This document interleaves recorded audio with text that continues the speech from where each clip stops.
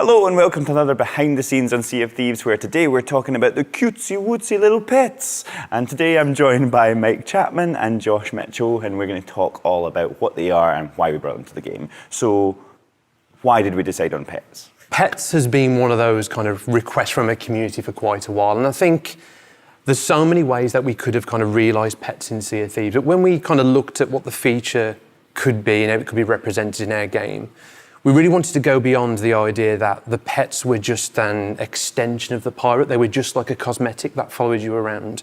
We loved the idea that they could become like a sidekick, and also the sense that they could feel like another member of the crew. So when we looked at pets, we wanted them to have, beyond the expected functionality, like being able to name them, being able to customise them with outfits, we wanted them to have behaviours that made them feel like they were alive and they were part of the crew. So what can we expect from some of these behaviours, Josh? Well, we wanted them to feel like they were their own creatures, like the ship was their home, and then when you went out on adventures, they would follow you, and they would want to be with you and experience the thing you're experiencing, fighting skeletons and going quests. So what are some of those mechanics that we can expect? I know one of them is like when you do emotes, they also do emotes, is that correct? That's true, yeah. Whenever you do an emote, they're going to recognize what you're doing, and they're going to kind of join in, like you play an instrument. They will dance, etc. And so what can we expect of this from a social mechanic? That was kind of a big part of why we wanted to bring them to the game, was the opportunity they could become like a toy for the crew. So even if you yourself haven't purchased a pet, you could still come across players in the world that own a pet, or you play on a crew that has a bunch of pets, and you can see them, you can also interact with them. So rather than the idea that they're just following a character, they can go and hang out on positions on the ship. So sometimes they make their presence known and they'll come and sit by you on the helm, or then maybe they'll fall asleep on the bed, or they'll go and hang out near the ship's bell. They're kind of having their own little life on the ship at the same time, but they'll also get scared. So if a kraken spawns, or you see a megalodon, or your ship gets hit by cannon fire, the pets are going to react the way you'd expect. And the animation team has done such an incredible job with making the pets feel alive, right? I mean, the way the pets react when you hold them in the hands. The parrot will kind of shake its head and ruffle its feathers. The monkey will go to pick its nose, or it'll go to dance when people play music. I think it's all part of trying to create this sense of these living, breathing creatures that are now a member of the crew, and they can drive interesting interactions between players. What are the animals that we did choose to start with, and why? So if you think about pirate fantasy and what you'd first expect for pirates to have as their animals, we wanted to go with parrots and monkeys first. But there's multiple breed types. So for the parrots, there's the macaw, and that's that classic tropical parrot that you've seen in all these pirate movies.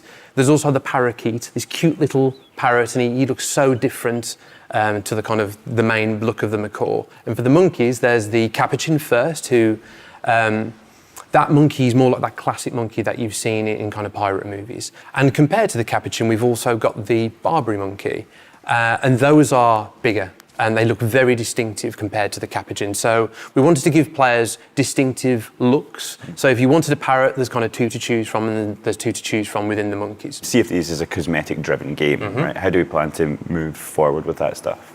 So for each breed, we're going to have its own outfit that you can pick from. And then within each breed of monkey and parrot, we're actually going to have different colors. So every player can choose sort of which monkey or parrot they identify with, and like which one's going to be theirs specifically. Yeah, and I think that, plus the ability to name your animal, it really gives that sense of that's your parrot, that's your monkey, that's your little kind of friend that accompanies on all these adventures. Yeah, we've had some creative names in here. Yeah, I think Thank You Mike Chapman was my favourite. That's a good one.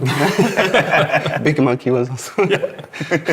When we're talking about pets, how does the player interact with it? How do they choose their pet? Where do the pets come from? How do we move around the ship with them? Right outside of the Pirate Emporium, there's going to be a pet chest on the ground.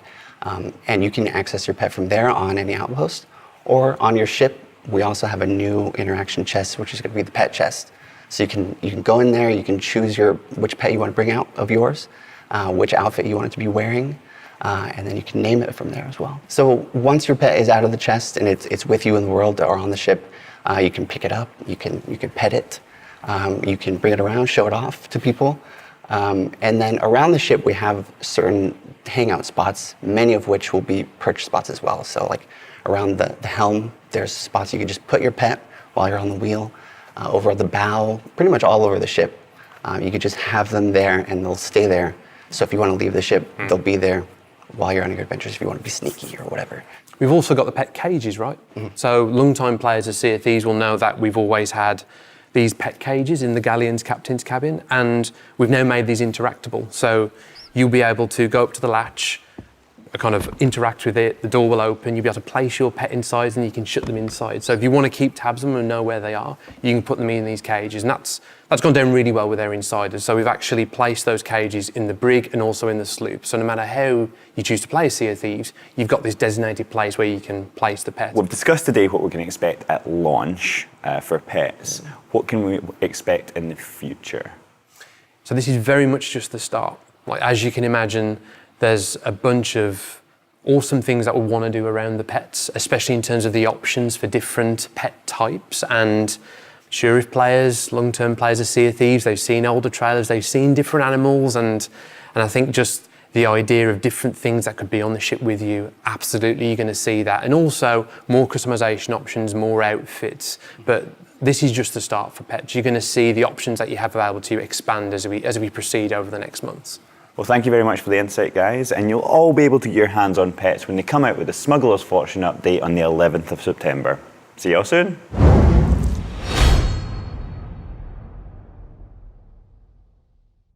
Thank you very much for watching. Remember, if you liked what you saw, then there's a wealth of content already on our channel and there's lots more to come, so subscribe and click that little ship's bell for all those notifications. Cheers.